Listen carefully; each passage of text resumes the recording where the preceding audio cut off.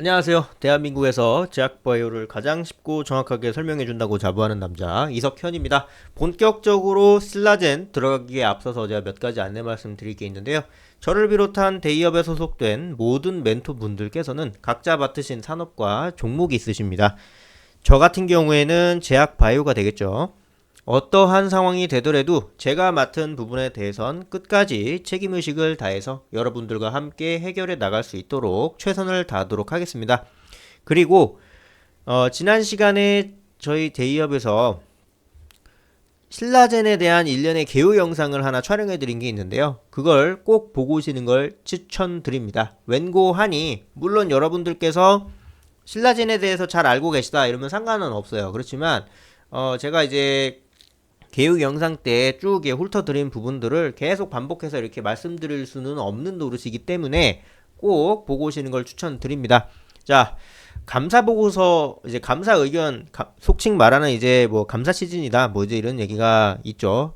지금이 이제 그때입니다. 근데 이제 한번 이제 신라제는 거래 정지 한번 받아본 적 있어. 물론 이제 감사 보고서를 뭐 한정을 받거나 뭐 부적정 뭐 감사 거절 이걸 받아가지고 거래 정지가 된 게 아니라 이제 횡령이라든가 이제 배임 이런 부분들에 이제 문제가 돼서 이제 거래 정지가 된 거기 때문에 살짝 좀 이제 핀트가 다르긴 한데 현 시점에서 신라제는 좀 뭐 매출액이라든지 이런 부분에 대해서도 상당히 좀 이제 좋지 않은 모습을 보이고 있는 것은 사실입니다. 예, 그렇기 때문에 뭐 예전에는 뭐 안 그렇다고 하더라도 이제는 이제 걱정을 해야 돼요. 예.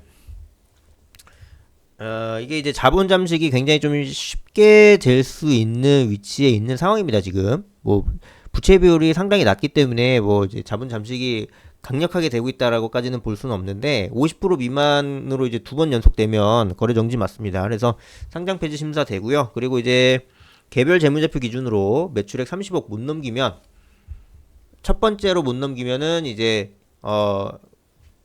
관리 종목으로 지정이 되고요. 이듬해에도 못하면 이제 상장 적격성 심사 이제 들어갑니다. 그럼 이제 거래 정지 나가는 거예요. 근데 이제 이 친구는 기술 특례 상장 기업이기 때문에 그래도 나름 괜찮아요. 나름 괜찮고 왜 괜찮냐? 영업이익에 대해서는 시비 안 걸립니다. 영업이익도 4년 넘게 4년 동안 적자 받으면은 저기 관리 종목 지정되고요. 5년차 정도 되면 상장 적격성 이제 심사가 되는데 윤석열 정부 들어와서는 이제 투자주의 환기 종목으로 되고 그다음에 이제 주기적으로 판단을 해서 상장 적격성으로 들어가겠다 이런 식으로 좀 이제 러프에 좀 나름대로 좀 완화 아닌 완화예요. 법적으로 완화를 해줄 수는 없다 보니까 뭐 이제 법적으로도 해주고 싶은데 지금 이제 자기가 입법부를 이제 좀 이제 민주당과 이제 뭐 협의를 한다거나 이렇게 해가지고 자기네들이 원하는 법안 하나 뭐 니네들이 원하는 법안 하나 이런 식으로 해가지고 뭐 하는 그런 상황이 아니기 때문에 뭐가 될 수가 없죠. 그래서 총선 이후로 좀 보긴 해야 되는데 일단은 뭐 대통령령으로 할 수 있는 부분에 대해서는 다 하고 있다 정도로 이제 보시면 될 것 같고요. 자, 감사 보고서 시즌이 뭐냐 지금 이렇게 얘기를 하게 되고 있는 상황 속에서 이제 기술특례 상장에 대한 적격성에 대해서도 얘기를 해봤는데 제가 한번 가져와 봤습니다. 자, 적정, 한정, 부적정, 의견 거절 이런 게 있는데요. 제가 정말 쉽게 풀어서 말씀드릴게요. 적정 의견은 safe, you are under the safe. 너 괜찮아. 한정은 야 이거 좀 별론데? 야 고쳐서 가져와봐. 이렇게 되는 거예요. 재무제표의 왜곡 표시가 중요하지만 전반적이지 않은 경우 그리고 연결 재무제표에 대한 충분하고 적합한 감사 증거를 입수하지 못한 경우 아이 저 재무제표 갖다 달라니까요 라고 했는데 못 갖다 준 거야. 그래요? 그럼 일단 우리 한정 낼게요 이렇게 들어가는 거예요. 이게 솔직히 이렇게 빡세지 않았어요.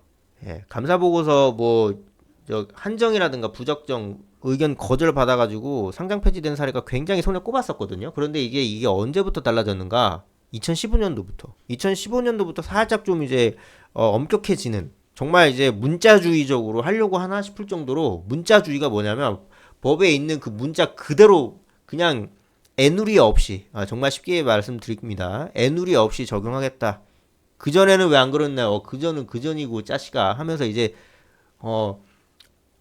속칭 말하는 이제 행정 권력을 휘두르는 겁니다.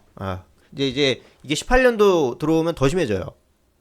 그런 상황이고요. 최근에 이제 윤석열 정부 들어와서는 살짝 좀 이제 완화되는 그런 이제 모습인데, 한정은 가져오라니까 근데 제출 못한 거야. 오케이, 너 한정 이렇게 된 거예요. 그러면 한정부터 거래 정지입니다. 한정 받으면 거래 정지돼요. 대표적으로 이제 영신금속이 그랬던 적이 있죠. 예. 한 9개월 정도, 9개월에서 1년 정도 걸린다고 보면 되고, 부적정 나온 건요. 부적정은 사실상 의견 거절이랑 똑같아요. 근데 어찌됐건 간에 이제 우리나라에 이제 8대 회계법인이 있는데, 이런 감사 보고서 이제 작성을 하는 8대 감사 의견 하는 이제 회계법인이 있어요. 근데 그 친구들 이제 거래 많이 텄고 이러다 보니까 의견 거절까지는 못 주겠는 거예요. 어차피 부적정이건 의견 거절이건 효과 똑같거든요. 그래서 부적정 이렇게 한 거예요. 자, 반대로 그러면 이제 의견 거절은 뭐냐? 너네 지금 장난하니에요. 예. 배짱 장사하네. 한번 죽어볼래? 이게 하면서 이제, 야, 이게 어떤 상황이냐면, 내가 이제 재판을 들어가는 이제 피고인인데 판사랑 싸운 거야. 아, 그런 거 할 수 있는 거 아닙니까? 이거 뭡니까? 이렇게 하면, 그래요? 오케이. 이제 뭐 봐주고 이런 것도 없어. 그냥 뭐 예정도 없어. 그러니까 예정을 생각해서 부적정 이렇게, 이게 물론 이제 예정이라고 할 수는 없지만, 실무적인 차원에서 말씀드리는 겁니다. 이제 부적정인 거고, 의견 거절은 오히려 똥배짱으로 나서는 거예요. 아이씨, 이거 아니라니까요. 내가 안 준다고 했어요. 이렇게 하면 오케이. 의견 거절. 그때부터 이제 문자주의로 들어가는 겁니다. 이렇게 되는 겁니다. 그러니까 이거를 뭐 작성 사례를 제가 이제 18년도 거 이제 가져와 봤는데, 이거 뭐 다 볼 필요는 없고요. 그냥 이제 이런 게 있다 정도만 이제 넘어가면 될 것 같습니다. 그래서 상당히 좀 어려운 상황입니다. 이게 신라젠 저번 시간에 이런 거 뭐 이제 팩400 이런 거 다 이제 이야기를 해봤으니까, 오늘은 이제 감사 시즌에 대해서 한번 이제 포커스를 좀 이제 맞춰보도록 하고요. 그리고 그로 인한 어떤 그런 이제 주가적 추이 이걸로만 좀 깔짝 얘기를 해보고 좀 마치도록 해보겠습니다. 이렇게 보았을 적에 지금 이제 살얼음판을 걷고 있어요. 신라젠이 재무구조 상태가 그렇게 좋은 상황은 아니어가지고 정말 이제 내외적으로 상당히 좀 이제 의심을 많이 받죠. 왜냐면 한 번 사례가 있잖아요. 한 번 지금 해먹어가지고 들어가셨잖아요. 그죠? 들어가셨잖아요. 문흥상씨 대법원 확정돼서 들어가셨잖아요. 그러니까 이제 지금 또 그러면은 어떠냐 이제 이렇게 되니까, 지금 이제 전반적으로 이제 김재경 님께서, 예, 그러니까 아무튼 이제 요거 상황을 좀 이제 봤을 때 이제 김재경 씨가 좀 이제 이런 식으로도 한번 이야기를 한 거죠. 특정 증권에서 뭐지 2만 주 샀자. 이분이 이제 저 신라젠 대표세요. 그래서 대표님이 이제 2만 주 사서, 이게 뭐 2만 주가 뭐 솔직히 뭐 큰 돈은 아니에요. 물론 이제 개인의 입장에서는 뭐 큰 돈일 수도 있는데, 지금 뭐 5천 뭐한 1억 될 겁니다. 한 1억 원저리도 될 것 같은데, 그러니까 이런 식으로 이제 분위기 좀 이제 잡아보는 거죠. 예. 그러니까 이제 이런 시도를 하지도 않는 애들보다는 하는 애가 나아요. 예. 하는 애가 나. 그런 차원에서 근데 이거 지금 시즌에서는 굉장히 중요하거든요. 시장에서 굉장히 중요하게 생각을 하고 있기 때문에 이거를 꼭 짚어드렸어야 됐습니다. 팩400 이런 거는 솔직히 뭐 좋은데, 거래 정지되고 난 다음에 팩400이 좋고 말고는 그 무의미가 있어요. 일단은 얘가 괜찮은 애들이다. 그래도 대표도 굉장히 좀 신뢰도 있게 해가려고 노력하고 있다. 이렇게 좀 이제 되고 있는 상황을 좀 이제 말씀드리는 게, 어떻게 보면 지금 상황에서는 이제 가장 이제 최적이다라고. 그러니까 바이오가 다사다난해요. 예, 다사다난해요. 그래서 그래요. 네.